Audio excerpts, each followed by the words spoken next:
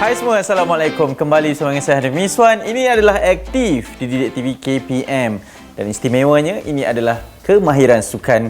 Untuk kita perkenalkan sekali lagi, kita teruskan sesi pembelajaran berkaitan dengan sukan catur. Sangat istimewa dan sedikit berbeza persekitarannya, tapi inilah cuba kita bawakan tentang proses pembelajaran sukan catur yang penuh dengan teknikal, taktikal dan peraturan yang semua perlu tahu. Kalau 3 episod sebelum ini telah pun kita bawakan teknik pembelajaran asasnya, apa taktik yang boleh kita gunakan, percaturan dan juga gerakan-gerakan yang boleh kita lakukan dalam situasi permainan sebenar. Jadi hari ini kita akan teruskan proses pembelajaran dan kabarnya cikgu yang akan bersama dengan saya ini akan terus untuk membawakan banyak lagi taktik-taktiknya. Tapi sebelum itu, suka untuk saya ingatkan bahawa dalam setiap aktiviti riadah, rekreasi dan juga fizikal, sukan terutamanya, kita dibenarkan untuk tidak memakai pelitup muka dan lebih penting juga untuk mengamalkan segala peraturan yang telah ditetapkan. Dan ingat, kalau anda semua terlepas episod-episod sebelum ini, sebelum memulakan sesi pembelajaran pada episod keempat untuk catur ini, boleh tengok kembali 3 episod sebelum ini di YouTube rasmi Didik TV KPM. Jadi sudah bersedia atau tidak? Kita nak mulakan pembelajaran catur sekarang.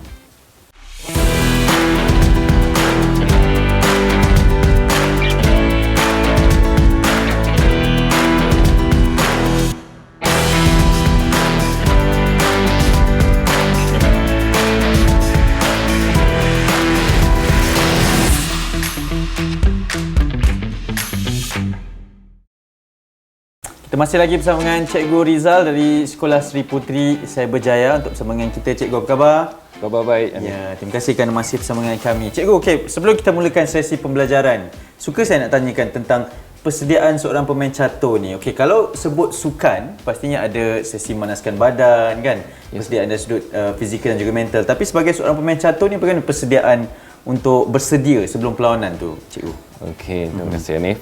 Yang pertama, murid-murid sekian, sebenarnya untuk masuk ke pertandingan catur, kita mesti tahu peraturan-peraturan yang telah ditetapkan dalam pertandingan tersebut. Okey. Yang paling asas ialah pakaian yang mana dititik beratkan dalam kejohanan catur MSSM. Ya. Saya sekarang Hanif, memakai pakaian yang lengkap, yang mana yang diaturkan, yang dibuat peraturan untuk pakaiannya ialah mesti pakaian dipanggil sebagai sweater, jaket yang melambangkan negeri masing-masing. Pertandingan biasanya, Hanif, dijalankan di dewan yang tertutup, keadaan sejuk, jadi pakaian ini sesuailah di sana. Baik. Selain daripada itu, Hanif, untuk melengkapkan seorang pemain itu bermain di peringkat kebangsaan ataupun seterusnya, pemain tersebut mesti tahu apakah peraturan-peraturan asas dalam permainan catur ni, dalam kejohanan tersebut. Di sini saya terangkan 3 perkara yang mana yang sangat dititik beratkan, dan perkara inilah perkara asas semasa di kejohanan catur. Yang pertama, Hanif, iaitu tentang susun atur, buah-buah catur dan juga papan catur, dan juga koordinat yang ada. Walaupun seorang pemain itu ataupun satu-satu kejohanan itu di peringkat yang tinggi, kesilapan boleh berlaku apabila susunan buah catur itu adalah tidak ikut peraturan yang sebenar. Okey, baik. Di sini adalah apa yang kita lihat di sini, susun atur bagi papan catur adalah ikut kaedah yang sebenarnya. Yang pertama, Hanif, kita kena tahu ini adalah kuin hitam. Letaknya di petak gelap ataupun petak hitam dia. Begitu juga kuin putih, letaknya di petak putih. Kemudian, Hanif, kita tahu bahawa dalam bot ni ada petak cerah, ada petak gelap ataupun petak putih dan petak gelap ni. Kita mesti letakkan yang warna cerah tu di sebelah kanan. Cuba tengok yang ni punya, bagaimana? Juga warna cerah di sebelah kanan. Betul. Jika kita pusingkan ni, kita, maksudnya saya duduk sebelahnya, Hanif duduk sini. Belah kanan adalah hitam. Jadi betul. Kedudukan bot itu adalah tidak betul. Jadi murid-murid kena tahu ini adalah perkara penting. Kalau tidak, mainkan macam orang main dekat kampung lah main saja buat salah apa semua. Tapi dalam tournament Hanif, benda tu mesti betul dan tepat serta konsisten. Ya. Satu lagi Hanif, untuk board ni juga, bila tournament yang tinggi, level yang peringkat daerah, peringkat negeri, semua ada diperuntukkan koordinat ni Hanif. Okey, kalau dia tengokkan, koordinat dia mesti jalur 1, okey. Satu tu untuk buah putih. Okey, ataupun white. Untuk 8 semuanya untuk buah hitam. Okey. Jadi itu perkara yang pertama tentang kejohanan. Dengan cara yang betul, okay, kita buka papan catur. Okey. So papan catur ni boleh kedudukan macam ni, kedudukan macam ni. Jadi secara asasnya kita kena lihat bahawa untuk kedudukan yang sebenar, petak putih mesti sebelah kanan. Jadi kalau tak tahu ni kat sini kita nampak dia petak putih di sebelah kanan. Sebelah kanan kita. Ya. Okey. Kemudian kita kena lihat pada koordinat ni untuk memilih buah putih ataupun hitam. 8 ni ialah buah hitam lah. Kalau 1 buah putih. Okey. Jadi mula-mula kita kena susun pawn dulu. Okey.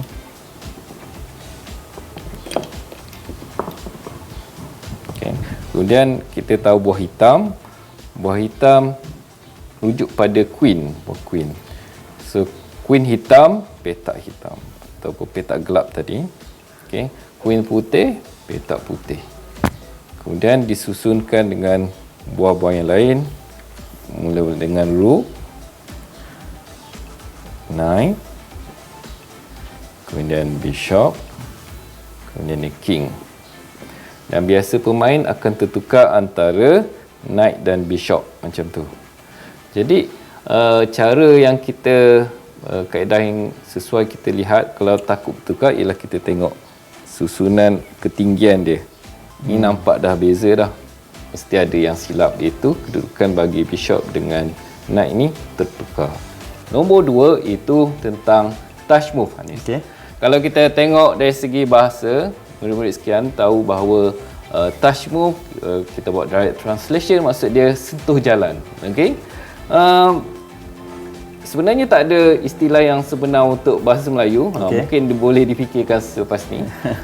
Tapi biasanya dalam kejohanan murid-murid sekian, touch move sangat dititik beratkan. Ini maksud seorang pemain tersebut apabila setelah menyentuh satu buah untuk giliran jalan, dia terpaksa menggerakkan buah tersebut.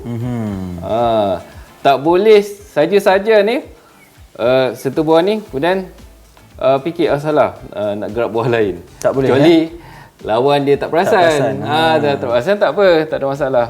Kadang tu bila kita dah sentuh, ni sentuh, lepas tu kita fikir buah ni tak boleh sentuh, nanti ada kena makan pula.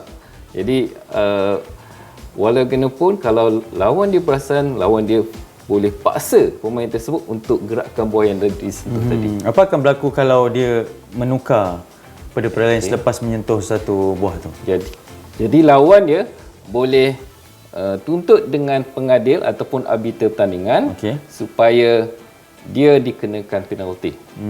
Ya. So penalti ni Hanif, ada pelbagai ketetapan yang telah ditetapkan oleh penganjur masing-masing. Okey, ada penganjur yang tetapkan hukuman yang 2 minit diberi masa kepada pemain yang membuat tuntutan. Ada ketetapan yang terus yang buat salah tu kalah. Dan ada ketetapan diberi amaran dahulu.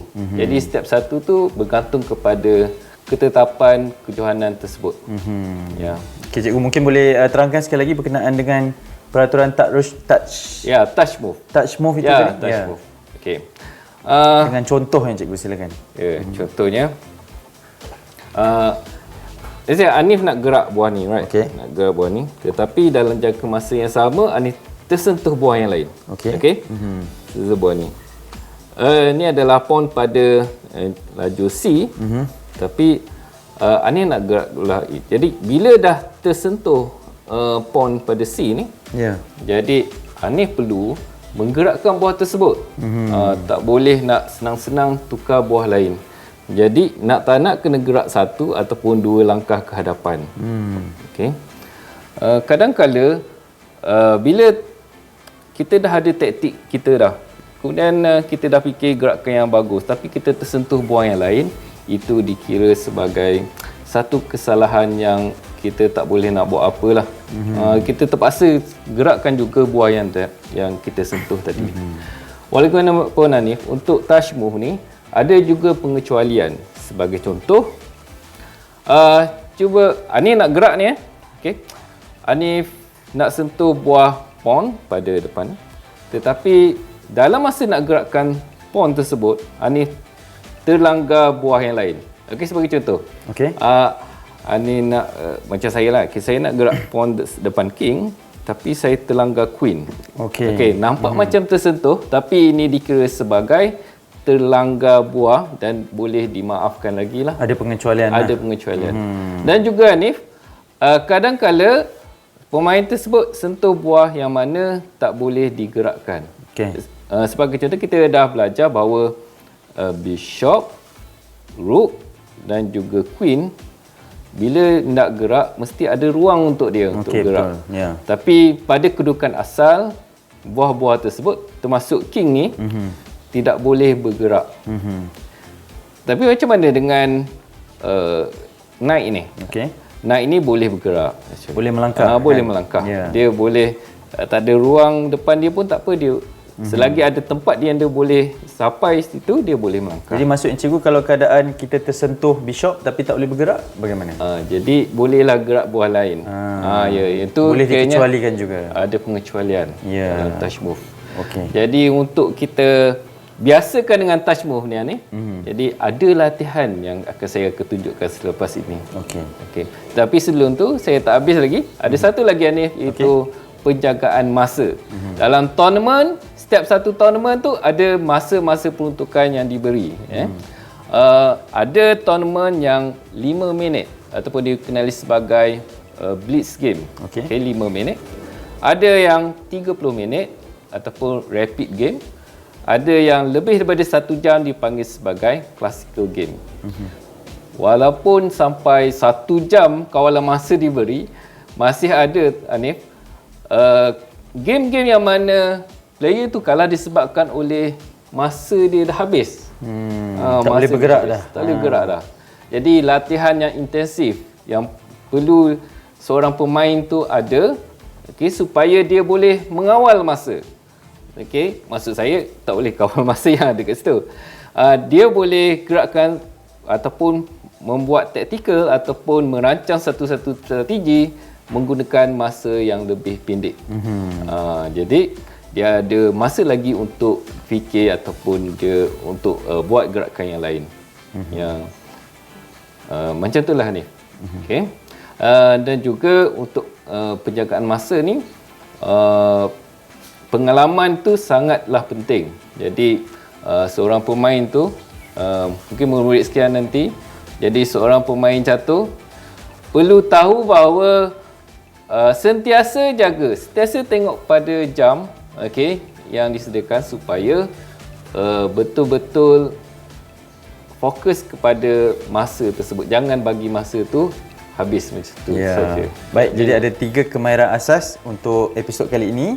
Yang pertama adalah untuk kita tahu peraturan dari sudut papan ini sendiri. Bagaimana kedudukannya dan kedudukan buah-buah catur ini menurut warna dan juga kaedahnya bagaimana, dan keduanya adalah berkaitan dengan touch move tadi. Dan ketiga adalah bagaimana untuk menjaga masa. Itu yang akan kita pelajari pada hari ini.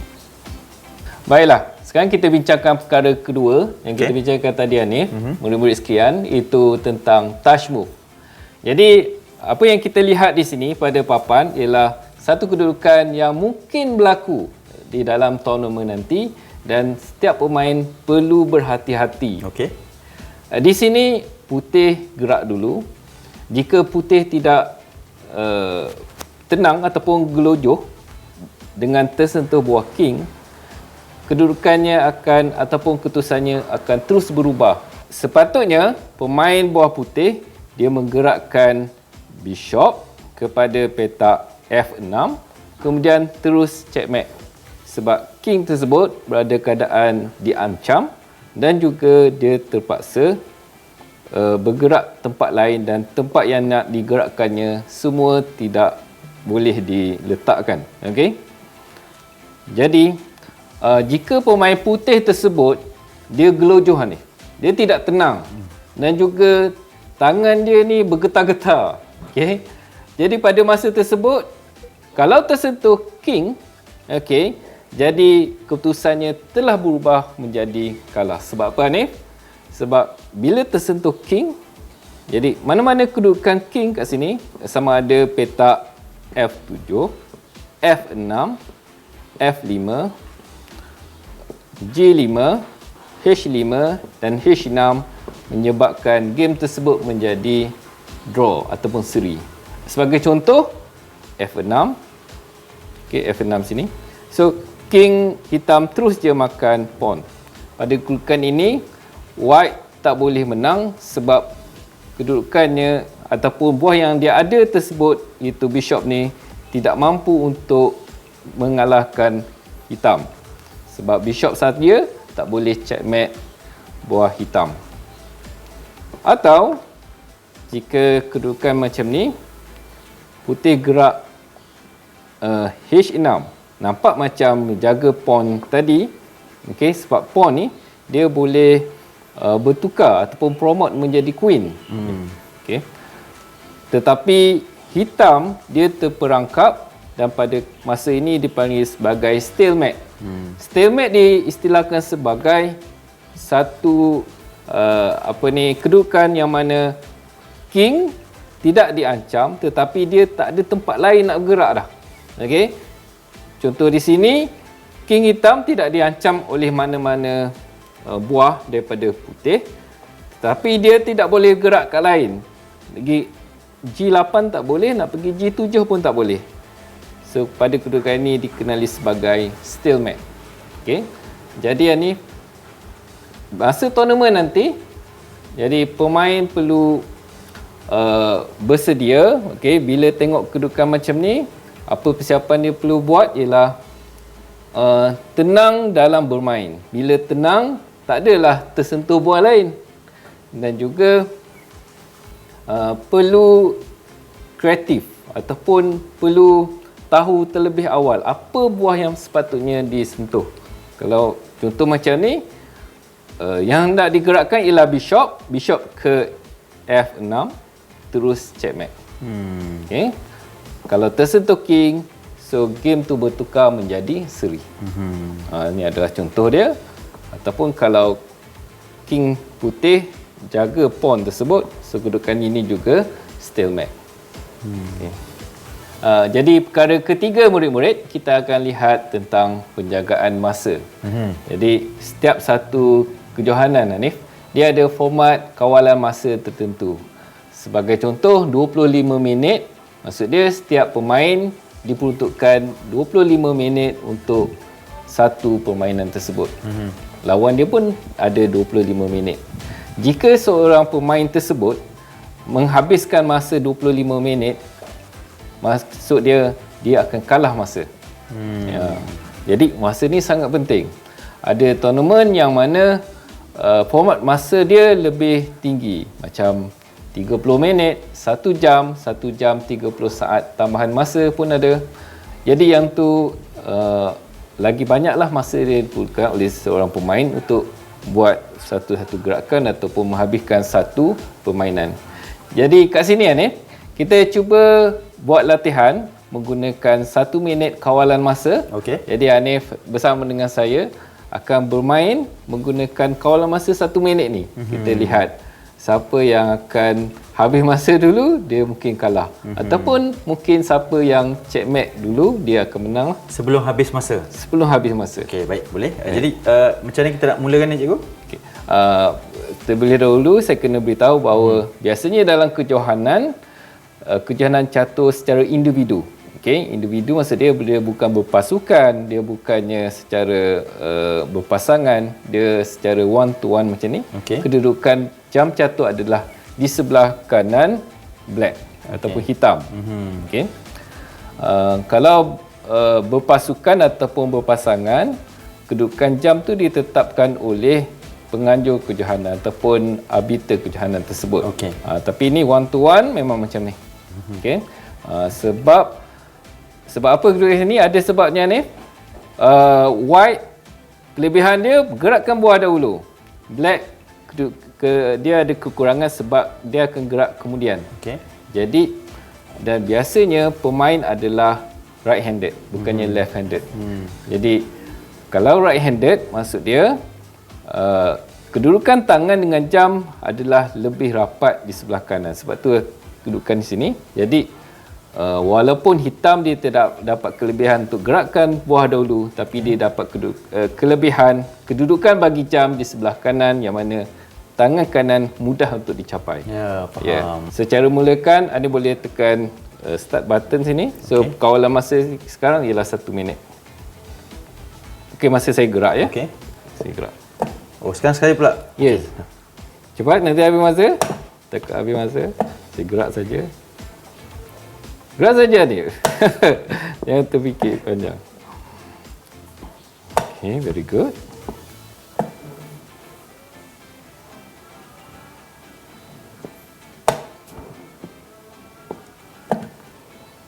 Macam mana dah tahu ni?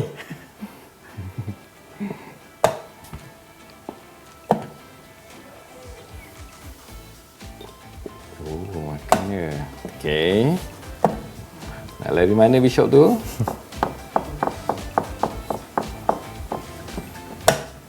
Wih, jauh ya. Jangan kalah masa. Itu illegal move. Oh, ya, okey. Okey.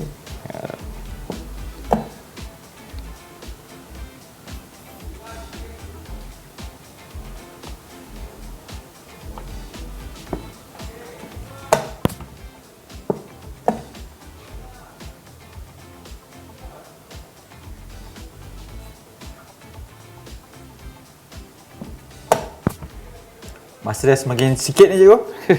Hati-hati. Dah bunyi dah. Okey, so ni tamat permainan. Okey. Okey. Hanif kalah masa, tapi bukan kalah checkmate kan? Betul. Tak adalah malu sangat. Maksudnya tewas sebab masa. Tewas sebab masa. Okey. Jadi perbezaannya kalau ada macam masa seminit, masa permainan 5 minit dan permainan-permainan itu menentukan kepada tahap permainan tersebut perlu lebih pantas lah cikgu ya? Ya, betul. Dan masa sangat penting kerana masa murid-murid sekian sebenarnya dia juga merupakan penentu untuk kemenangan ataupun kekalahan seseorang pemain. Ya. Jadi perlu berhati-hati tentang masa.